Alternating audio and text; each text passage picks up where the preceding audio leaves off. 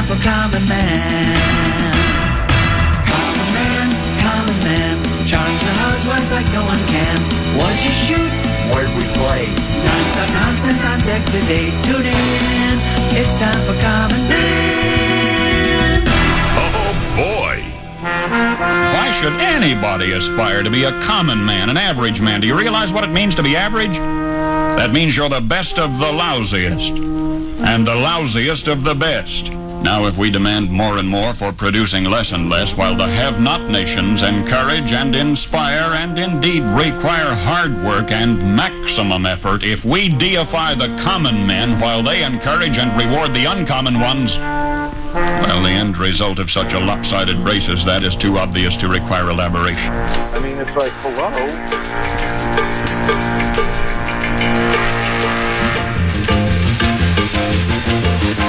Welcome back to the spotlight, young man.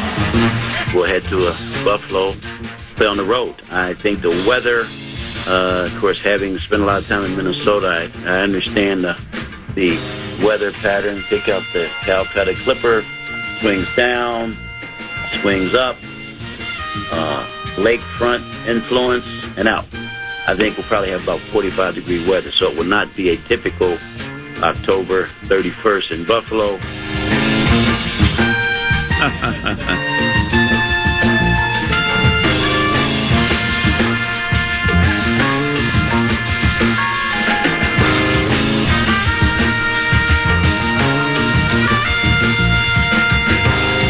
You're breaking up, Bob. You're breaking up. This is not Detroit, man. This is the Super Bowl. Cam Dantzler, what are you doing? Hello. Okay, hold on. I've seen enough out of Cousins, Paul. Put him on ice. A dog with a note in his mouth should be able to shell his way.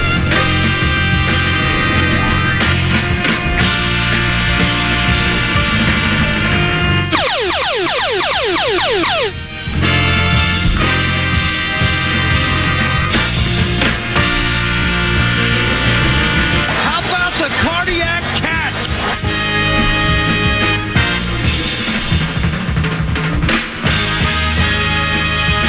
I'm unlimited, Mr. Unlimited.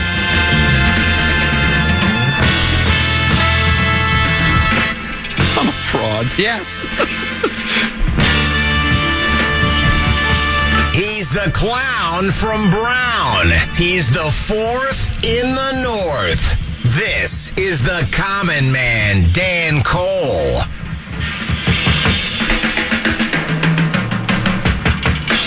So Friday night when I got home, it was about 10:30. Actually, it was about 5:30.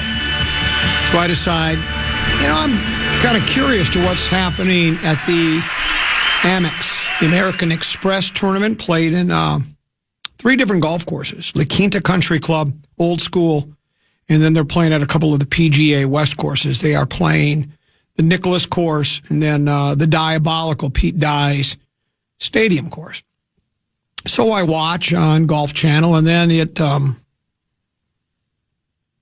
coverage ends for the day, and they immediately go to the old guys, the legends, right, the senior guys. And they're playing at some golf course in Hawaii, Hanakana Puka golf course or something like that, right? And it looks wonderful. And I'm thinking, big island. So I Google the golf course. I know how to, the technology is wonderful to me. I'm one of those boomers that embraces technology. Yes. That's when I think of you, that's what I think of. So then I get the golf course on there and I find out it's a Four Seasons resort property. Have you ever heard of Four Seasons? It's Yeah, they were a 70s R&B group, Motown. You're right. That's exactly where. Then they branched out into doing resorts in golf courses and many other things. Yeah. The Four Seasons. My favorite song by the Four Seasons was "Oh, What a Night, Late December back in '63." Either that or "My Girl." I also like my girl, talking about my girl. Bop, bop, bop, bum, bum, bop. bum, bum. So I look at the golf course, and they want $420 a round. So then all of a sudden, it says discover more. And then they have these 4-season yacht trips. So I'm thinking, well, I wonder what those are like. So I click into that. They have 88 featured voyages tend to be. And this isn't like Carnival Cruise where they've got some great big huge ship with 2,500, 3,000 people cramped into rooms no bigger than a porta potty. Mm-hmm.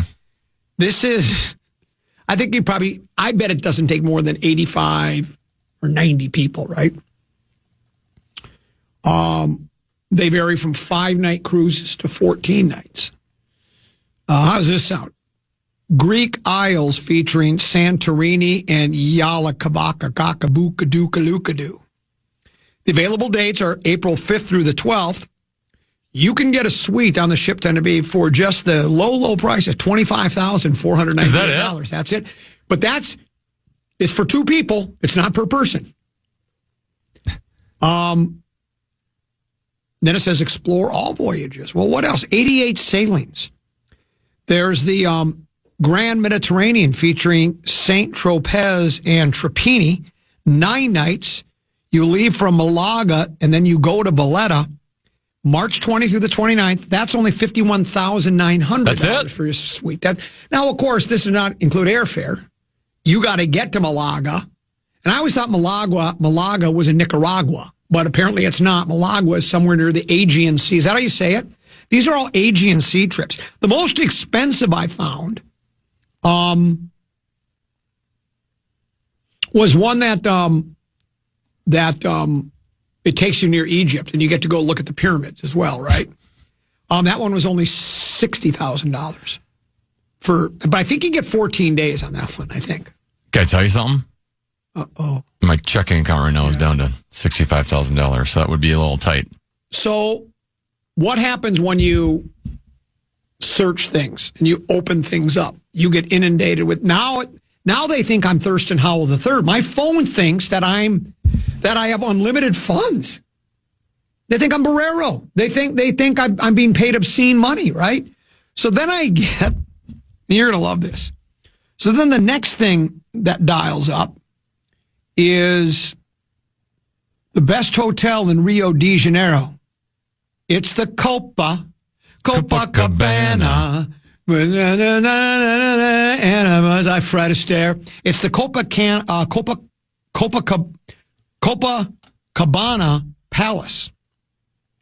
Be part of the pioneering party spirit at Rio de Janeiro's brightest star. Make the season sparkle with a tropical sojourn.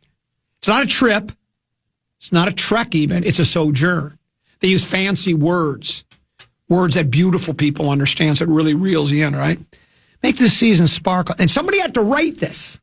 Somebody got paid to write this. That's a good gig. You know, it's probably the same guy that writes the Valentine's Day Hallmark cards, those really cheesy ones. I'm so glad that our eyes met that night. They sparkle like stars in the sky. With cinematic views by day and legendary celebrations by night, sip poolside Caparini Haas. What the hell is... Huh? Or is that piranhas? It looks like it's spelled like piranhas. With sunset views and be sun-kissed on golden sands at Copacabana Beach. Our hotel has been a Brazilian beachfront icon for over a century, and the sense of historical glamour is alive in every step. Work out in our air-conditioned gym, laze in the hazy sunshine, then try out a fiery cocktail at 4 a.m. The hell? What do they think? I'm back in the middle of my Haight-Ashbury days up till 4 a.m., consuming a whole multicolored galaxy of uppers and downers and screamers and laughers? We'll keep the flame burning at our cultural oasis. Then I go, well, let me check this place out. And you start looking at the different prices for the rooms, right? So I say, book now. I go, well, I'll bite. So I book now, and there's the, let me see if I can find it again now, because I saved the best for last. See if this one pulls up for me. Yeah, here we go. This is the one-bedroom suite, and it's called the Suite Life. It goes for $15,115 a night. A night? A night. All the way up to, oh, by the way, go all in a luxury and step into your personal Rio de Janeiro sanctuary. That's a total for 2 nights. I'm sorry. That's 2 nights. And then it does say, by the way, breakfast is included. And they'll even do your laundry complimentary. For $15,000, it ain't complimentary, right? So the prices just continue. They started at like $4,000, and then they just continued to grow until I got to the signature suites. This one sleeps 3, 1 king. Bedding is 1 king. You have a top floor ocean view from the main building. Maximum 3 persons with no more than 2 adults. All suites are non-smoking. Location, main building. Connecting rooms of the Copacabana suite. Round-trip transfers, breakfast included. Dedicated host service, complimentary laundry. Courtesy in-suite bar and coffee. Bespoke VIP stay. What does bespoke mean? I always thought bespoke? I always thought that was like if you spoke to someone, you speak before them. I bespoke to you earlier in the day. Bespoke VIP experience tailored to your preference for 1 night, $35,507. I show Deuce. I go, you're not going to believe this. Then, of course, Tennessee, I come to find out, okay, I see, I'm the idiot. There's the letter R before the $35,000, 507. Because the letter R means it's really only, that's in Brazilian money. Is that where Rio de Janeiro is? Yeah, that's what's in Brazil, yeah. Yeah, so it's actually only $7,000 for the room for a night. Well, that sounds like a bargain. Well, that's what I thought of me. So I thought, well, hey, I think I'll book a room 1 night.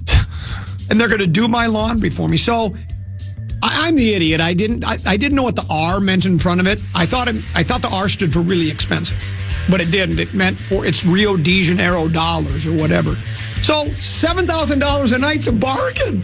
I didn't have to do anything. No, I didn't have to do anything. So think about how wonderful it is. So there you go. When we come back, we'll do peek at the Seahawks. Or I mean, peek at the purple. Peek at the former purple. Yeah. I'd like to say peek at what could have been in the purple. I hate to say I told you so. But quite frankly, I love telling you I told you so, and I tried to tell you, and no one would listen. I was a lone voice crying out in the wilderness. There may have been a handful of others. We'll break. We'll come back. Peek at the purple other side of the break. Tennessee has a keyword for us. The Fan wants to give you a shot to win bonus bucks with our national cash contest. Enter the keyword GOLD at KFAN.com now for a shot at winning. That keyword is GOLD. Enter it now at KFAN.com.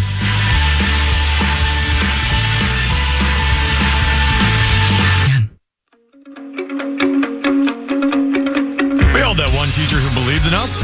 Show your gratitude with Thank a Teacher, powered by Donors Choose. Nominate a public school teacher, win $5,000 for their classroom. This week's winner is Tyler Halverson, who teaches at Independence Elementary School. Nominate a teacher to thank today at iHeartRadio.com/teachers.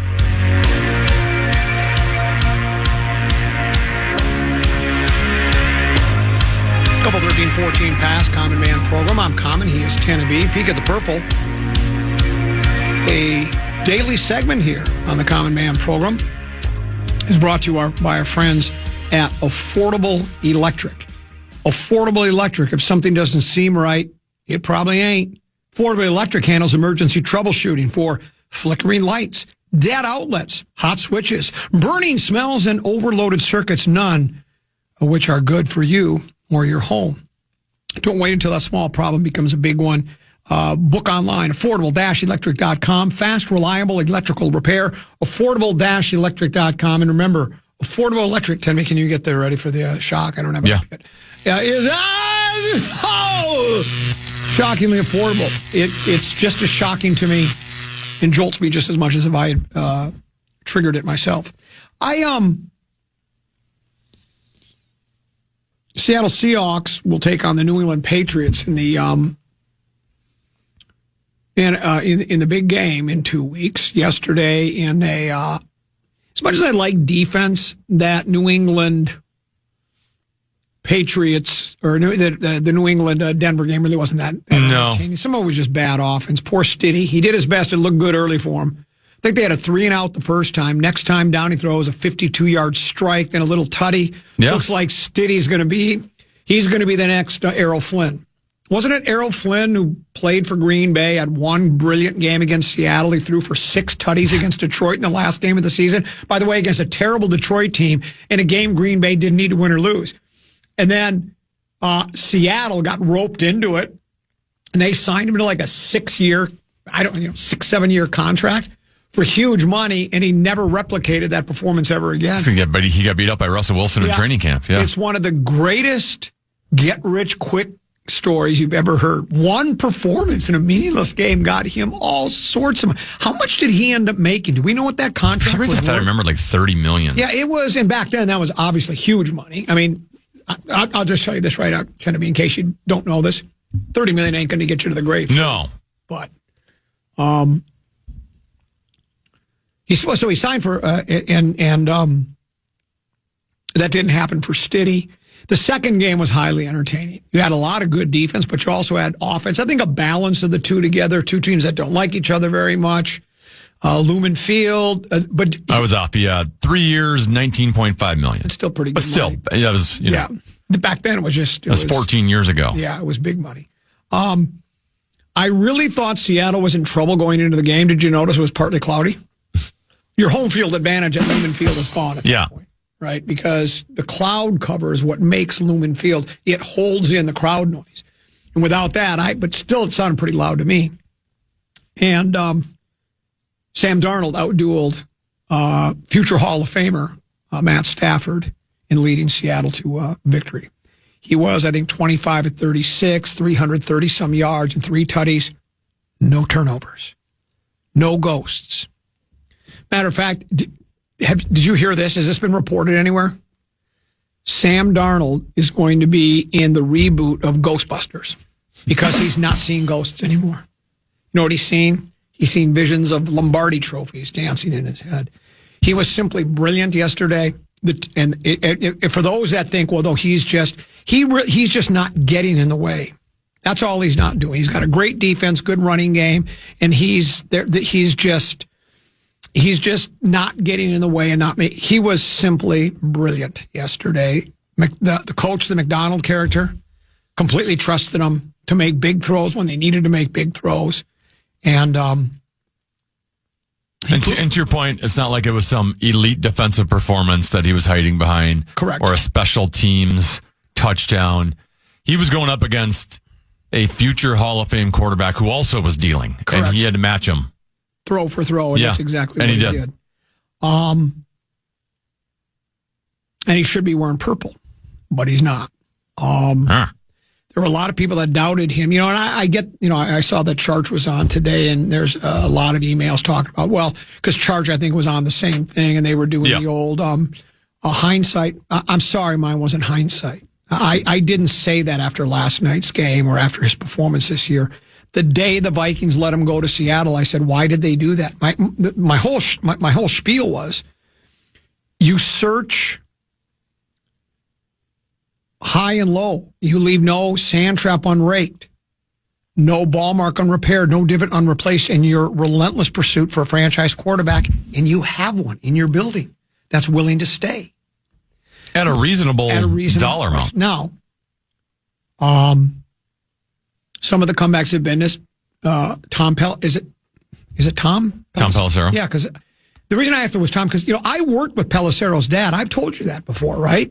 I used to work for Tom Pelissero's dad. Tom Pelissero's dad was in the radio business as well. Him and I can't remember his dad's first name. I apologize for that, and I can't remember the last name of his working partner was a guy named Moore, and I forget his name. But they used to operate the old Cool 108, before it was Cool 108, when it was KTWN, it was called K-Twin. And the signal reached all over the Twin Cities, but it was basically based in Anoka. The city of license is still Anoka.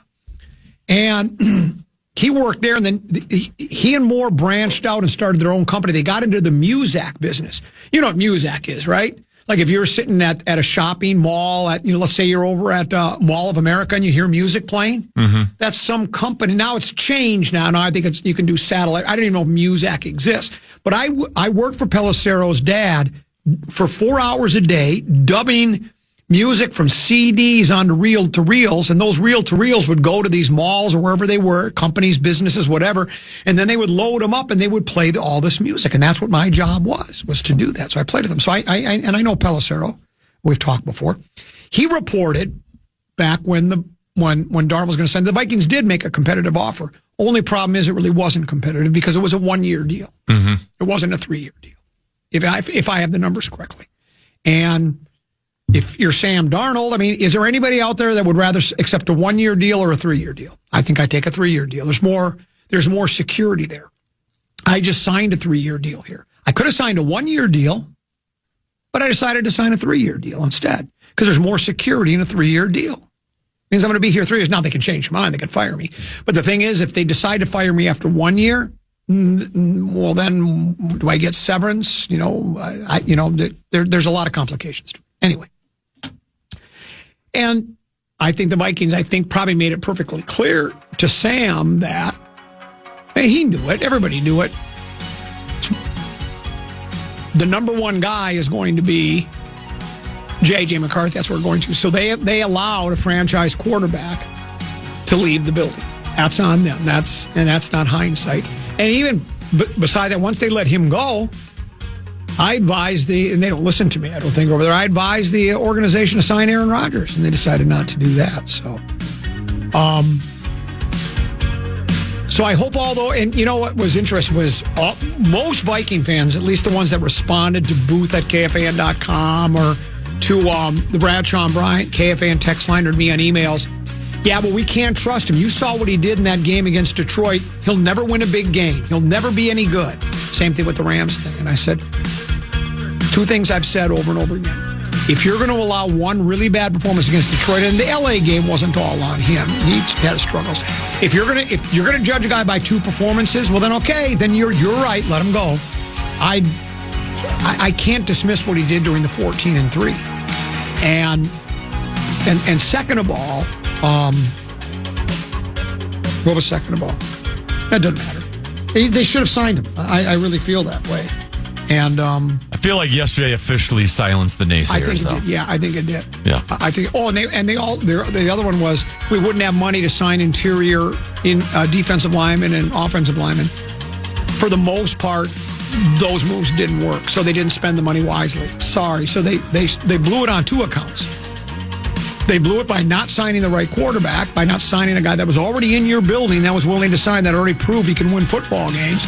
And then when you decided not to, you took the money and spent it on players that just didn't play very well. So there you go. We'll see if it... Plus, they can move money around where I'm sure they probably could have still had Darnold and some of these interior linemen. Yeah, you're absolutely right.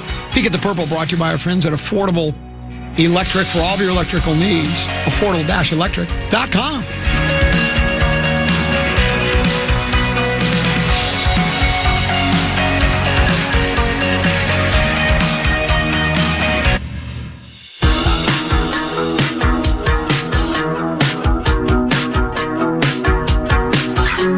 Bucks is back on KFAN. We have 9 chances for you to win $1,000 every weekday. That's every hour from 9 a.m. until 5 p.m. To enter the keywords and learn more, head to KFAN.com. Oh, wait, that wasn't a comedy. Wow, sorry about that. I should have went cha-ching or cash in, cash out. Cash in, cash out. I love the text messages that just prove what I've said all along. That Viking fans the hardcores can't bring themselves to accept that the Vikings made the wrong decision.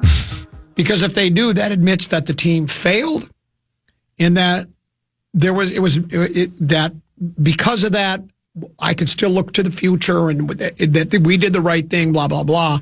This one says, so your plan was to run it back? We got dominated the final 2 games. Do you bring Fallness back to password week after week? I wonder why. Well, we actually bring him back quite often. He was here last Friday. My plan was to run it back, yeah. Do I need to say it again? Pat Mahomes wasn't available to the Vikings. Just wasn't. Neither was Josh Allen. Neither was Lamar Jackson or any of the other elite quarterbacks. There weren't many available.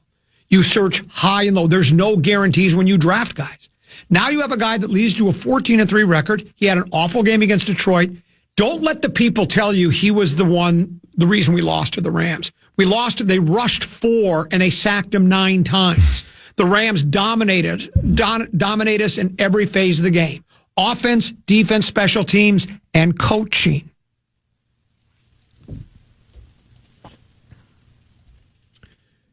Isn't the whole idea to get a franchise quarterback and he's in your building? The other thing, and this is a text message. Maybe this even says it better to this text message. Well, this one says, like you've always said, Common, if you give an NFL quarterback a clean pocket, anyone can dice up the defense. This Seattle offensive line is so much better than ours last year. That's the biggest difference.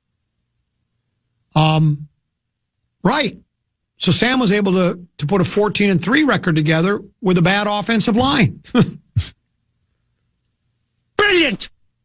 But there's the one that says, Common, Purple Rubes will give out all excuses. Not enough money. Sam choked in big moments. The offensive line is broken.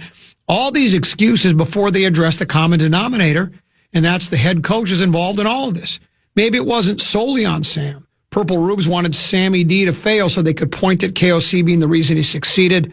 Perhaps the quarterback whisperer doesn't whisper so quietly after all. And that's what I think it is. They don't want, because I think we like KOC. I mean, and he's a good coach. I mean, his first year here wasn't the first year here the year where we won all those?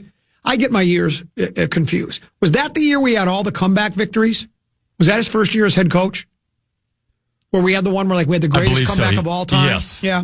And I think we won 14-3 or 13 or 4. 13-4 that year with Kirk. And then we lost to the Giants in the playoff game. Just a stunning loss. I think everybody was blindsided by it, right? And that was with Cousins. Following year, we went 7-10, and everybody blamed it on Donatel. Nothing on the head coach or the offense. It was all Ed Donatel's fault. Though if you look back, the Vikings squelched 5 comebacks by the other team with defensive created turnovers in 5 of those wins. So Ed's defense, he had guys in the right place at least on 5 different occasions. Then the following year, we had the other great season where we went 14-3 with Sammy Darnold out of nowhere. Sam Darnold was the backup quarterback. McCarthy was hurt in the preseason, right? So then Darnold was the starter by default. Is that how that went? Do I have my order correctly? Because what didn't in the preseason game where he played pretty well in the half, that's when his knee went out. And then we found out the next day. Yeah, and then Darnold became the starting quarterback. But Darnold already by reports had the edge anyway. Okay. And it wasn't really being billed as like a competition necessarily. Okay. But if we remember J.J. McCarthy, there were reports that the joint practices that were going to come up that following week after that, had he been healthy, that he was going to start getting first-team looks. Correct. Darnold goes to 14-3 and has the unmitigated disaster against Detroit. We saw it, yeah. Guy had never been in a position like that before.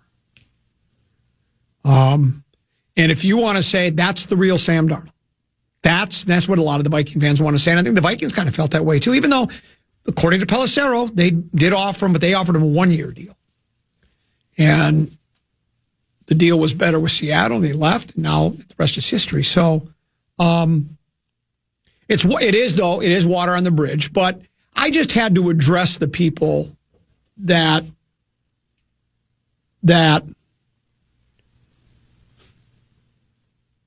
wanted to push back. And you could say the Vikings still made the right choice. If you want to believe passing on a guy who just led his team to the big game, and played very, very well in the last 2 playoffs, didn't turn the ball over in these 2 playoff games. He's now 2-1 in postseason play. In the last 2 games, he did not turn the ball over once. And he throws aggressively without fear. Could he go into the big game and throw a couple of picks and lose the game for him? Sure. In the big game? Yeah, absolutely he could. But I'll take my chances with him. I'll ride that. because you don't get the pick of the litter when it comes to quarterbacks. This isn't like a Sandlot game where before every game you pick sides, right? You just don't. Remember when you play baseball games when we were kids? We'd throw the bat up in the air. There'd be two captains, and Tim, you'd throw it to me, and I'd catch it somewhere like maybe at the label. Then we'd go hand over hand till we got to the top, and then with the little knob, whoever got to grab the knob, we used to add this one to it. You do like a claw and hold the knob of the bat. And let's say I had it, you'd get to try to kick the bat out of my hand. If you did, you got first pick. If I held on to it, I got first pick. And my first pick wouldn't have been Sam Darnold. Of course not. It would have been Pat Mahomes. But you don't get the pick of the litter. A lot of times you get what is there for you. And I still am just stunned that they, especially against a kid who was coming off a knee injury and they had no idea how good he could be. I know you got a lot of faith in him. And, if Sam Darnold is awful in big moments again, like let's say he was with us this year, well, now we would move on to McCarthy. And you'd say, but now we know more about McCarthy, so we're a year ahead of the game. I'll give you that. Let's say they had played Darnold. Let's say he'd been awful. And you let him go, and now you got McCarthy. Now what we went through this year with McCarthy, we would probably go through next year with McCarthy. I get that. But those are the decisions coaching staffs make. And I just think they made the wrong decision. But it is water under the bridge, and now moving Definitely forward. with hindsight now. Yeah. It's, and I know that's not the way you're speaking, Right. but I'm just saying the general public, the people listening right now, I think now everyone can look back at it and go, yeah, we made the wrong decision. Yeah. Even if it's okay to change your mind. Yes. From where you were a year ago. It is. And so now, but not all. And I'm guessing if the coaching staff was being frank and honest, they would tell you the truth on that too. You are correct. Now, all is not lost, I don't think. I saw one of those rumor things yesterday, over the weekend. Did you see that? And people just throw out. I mean, they're worse than me when it comes to just throwing stuff out, right? We do it for entertainment purposes solely. Someone said the Vikings are hatching a plan together to trade McCarthy, Grenard, and several first-round draft picks to get Joe Burrow. Well, that's not been reported anywhere except some guy who's trying to get clicks and prop up sagging ratings, right? There's a content creator out there that's trying to, trying to get people to click them and start following him. Now, I suppose it could be announced before the draft or before free agency and before the draft and before the combines and everything else that the Vikings have consummated a deal with the Cincinnati Bengals. I suppose it could happen, but I highly doubt that that's in the cards. So we go into the season, and we talked last week, Tenneby, we looked at Alec Lewis at The Athletic put a nice piece together about pending free agents, which ones he predicts will stay, which ones will go. He's pretty plugged in. He's just making his own predictions, so we don't know. We could re-sign every one of them. We could let every one of them go, or somewhere in between. He had the somewhere in between. But it's not like, I mean, we're close. We just need 2 interior defensive linemen, a couple of linebackers, 3 defensive backs, 3 offensive linemen, a couple of wide receivers, a tight end, a couple of running backs, and a new quarterback. But other than that, we're pretty close. Pretty close. But yeah, I think taking another long, hard look at the offensive line is number one. And, I guess you could say quarterback is probably 1A, right? I mean, they got to take a look at everywhere. Yeah, but I mean, being the most important position in football, as we were told by Notorious D.I.G., I feel like you almost have to address that situation. And again, just reading the tea leaves and just going on hunches, they've not given up on McCarthy, and they shouldn't, I guess. But they do need to bring in some kind of a veteran. But then, if you can't get one of the big names, the veteran backup guy, well, what good does that really do you? Let's say you start with McCarthy and he's bad again. Let's say he's bad for 4 or 5 games. And then you put in this year's version of Carson Wentz. Okay, great. It doesn't lead you anywhere. It doesn't really address. It's more like a bandage on the backup quarterback situation. Once you get to the backup in most situations, you're doomed anyways, right? Occasionally you'll see Nick Foles. He was brilliant. Won a big game. But the reason we remember that name and the reason that one is always foisted upon us when talking about backup quarterbacks is because it doesn't happen very often. You remember those names. So if you're a Viking fan, and I am, I'm hoping that during this off season he gets healthy. He needs to stay healthy when he plays too. This is like a Buxton thing, right? Where we kept saying, well, if Buxton can stay healthy, he's really good. Now, Buxton had proven more with his on-field performances and drips and drabs than McCarthy really has. But that was always Buxton's biggest problem, was staying healthy. That's the other one. And with Buxton, you wondered, well, are these just injuries that are just, they're freaks of nature? He just happens to be really unlucky. And then if you remember, I just begged him, quit slamming into the wall in the 8th inning when you're up 10-2. Well, you don't need to make that catch. I know you want to be on Web Gems, and I know it's cool to make the great catch, but how many times did he slam into the wall, and then all of a sudden he's out for 4, 5, 6 weeks because he's got a torn labrum or whatever his injuries were? So then you wonder, are they just freak accidents? But he just kept getting injured over and over and over again. McCarthy has 4. He has the knee, the concussion, the ankle, and the hairline fracture of his, I think it was his thumb or his throwing hand somewhere. He's had 4. And, again, I like the sprained ankle. That's going to happen, right? Ankles do get sprained. I guess knees get torn up. It happens all the time. And then maybe if he goes through every possible injury once, we won't have to worry about it anymore. But then you don't know. And like we talked about many times, tend to be, let's say they go with him this year. Now you're a couple of years behind. And then if he's even, let's say he shows promise this year. He's better. And then let's say year 3, he takes another step back. But there's 2 negatives on J.J. McCarthy. It's 1, he can't stay healthy as of now. And 2, we don't know if he's good. So even if one of those gets fixed, you still don't know if the other one's going to get fixed. Yeah. Like even if he ends up showing next season that, hey, he could be a franchise quarterback, well, you still have the health thing lingering over. That is correct. And but we don't even know if he can be the franchise quarterback when healthy. Yeah. And so we're in a that is why once you get a guy in the building, you keep him. That's why, because look at what, regardless, and again, look, they don't all win. Lamar Jackson's never been to a big game. Has he been to a big game? No. He's never been to a big game. Joe Burrow's been to one and he lost. Josh Allen's never been to one. So there's no guarantee, even when you have some of the best quarterbacks in pro football, your odds diminish greatly when you don't. Unless you are like Seattle and have a defense, or New England's defense is really good too. That's the other guy. Drake May's really good, but there's still no guarantee that he's the guy, but he sure is a lot further along than any of the other guys from that draft class. He looks like he can't miss now. And I know the Vikings wanted to get him.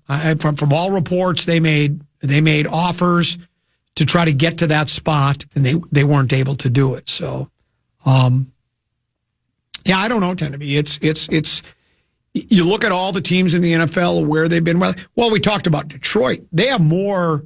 They have their sixth lineman, the skipper guy that's really good at all the positions. He's retiring. They think Decker's retiring, and they think Glasgow is going to retire. They have to rebuild their entire, and the 2 rookies that they drafted last year that played this year, meh. Is that what the kids say? They're in trouble on the offensive line. There's so many. Chicago rebuilt it last year. Yeah, well, we tried to. Yes. It didn't work as well for us. Some teams are just in a lot better spot than others. And right now in the North, I know people don't want to hear it. I know I've heard from people they think the Bears will take a step back. They had the lucky horseshoe. They had all those comeback wins like the Vikings did that one year. They're not going to be able to. It'll be a harder schedule. Yeah, they're not going to be able to sustain that. They have a first-place schedule, blah, blah, blah. And you're right, but I'd still rather be in the situation they are than what we are. It's like the people that want. I don't understand. It's like you say, well, my neighbor, his basement, my basement floods, but my neighbor has problems with weeds in his yard. Okay, I think I'll take the weeds in the yard rather than take the basement that floods. And Green Bay looks like they're in a good spot, back too. to Chicago, though, even if they do take a step back next year, they have at least positioned themselves where they're going to have multiple kicks at the can here. Yeah. Right? When you have Caleb Williams at his age, potential franchise elite quarterback in the National Football League, they have a shot in the next 6-7 years where they could go to the big game in any given year. Whereas the Vikings, we're only looking at 2027 right now. We're not looking at 2029, 2020, 2030 because we're not in that same situation. Just went back and listened to a couple of shows in March, and nobody was talking about wanting Darnold back at all. That's incorrect. Went back and listened to the shows in March. Yeah, and he said he just went back. Of course, he listened to entire shows back in March. You're making it up as you go along. Just you didn't want Darnold. The Vikings should have signed. I said it all along. How many times did I say, when you've got the franchise quarterback in your building, you have to re-sign him? It's not revisionist history. It's not like hindsight with me. Sorry, it's a go back and listen to every show, and I guarantee you'll find me saying that. So, it says hardly mention anywhere about Darnold. I don't believe you did that, for one. And two, you said hardly. Well, that means there were mentions, and I guarantee you at least one of them had to come from this show. So don't tell me that. Let's stop it. I'm just a really good general manager, and I'm good at evaluating talent. And I understand how important the position is. And when he's in your building, just because you're really good at coaching up quarterbacks and you've put all you've pushed in all your chips on the table on the young guy that you moved up to draft 10th, doesn't mean it's the right choice. And you were even vocal about after Darnold did go to Seattle, you're saying, go get Aaron Rodgers. Yes. Which would have been an upgrade this year. Yeah. So, we'll see what happens. I mean, I'm hopeful that 9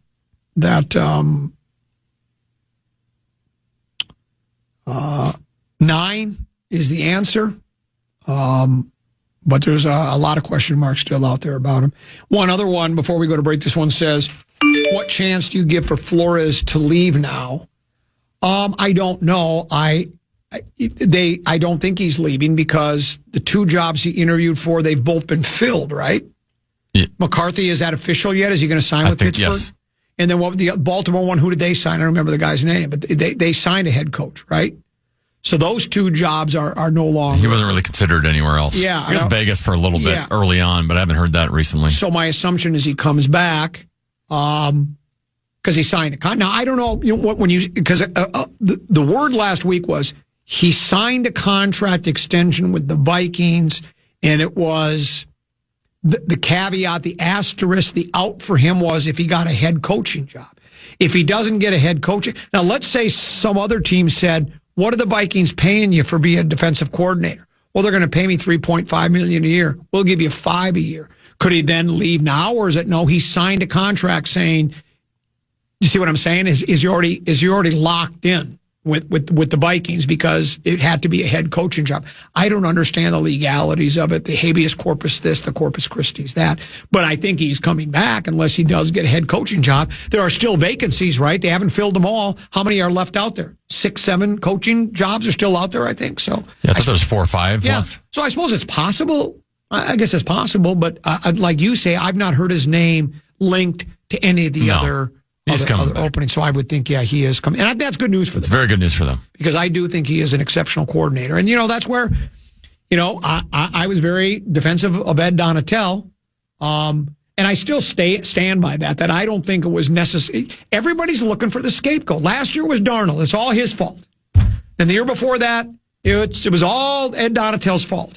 Sometimes it's deeper than that. Sometimes it's organizational, deep into the organization. There are people that have wanted to throw Kwesi under the bus, and I understand that because, let's face it, regardless of what I feel is it's a joint venture between the coaching staff, player personnel people, and the GM. The GM, the buck stops here, as Abe Lincoln once said. And so I get that. But still, there are others helping make those decisions. And a lot of the decisions they've made to this point, there have been some questionable decisions. And so, but everybody wants, and when you have a coach of the year and O'Connell's likable, and he's got a great offensive mind, I think people, because you feel like, well, if I don't have the right head coach, I got to start all over again. Right? Because it happens how many teams look at the Raiders they signed Pete Carroll for 1 year and they're on to their next one. How many head coaches have some of these teams had in the past 4, 5, 6, 8, 10 years? Some of them have had 6, 7 coaches. They're hard to find. So you don't want the coach, and he won coach of the year. I'm certainly not suggesting that KOC is not a good coach. He is. But he's also not blameless in all this, I don't think, unless behind the scenes there are things going on where he really wanted Darnold, and there were other things that prevented that from happening because there is a pecking order there too. Obviously, at the top of that food chain are the Wilfs. They sign on to or off and everything. So let's pause and come back when we do. Tennessee has 5-3-4 for us. What you got, Tim? Yeah, the Wolves are in a tailspin.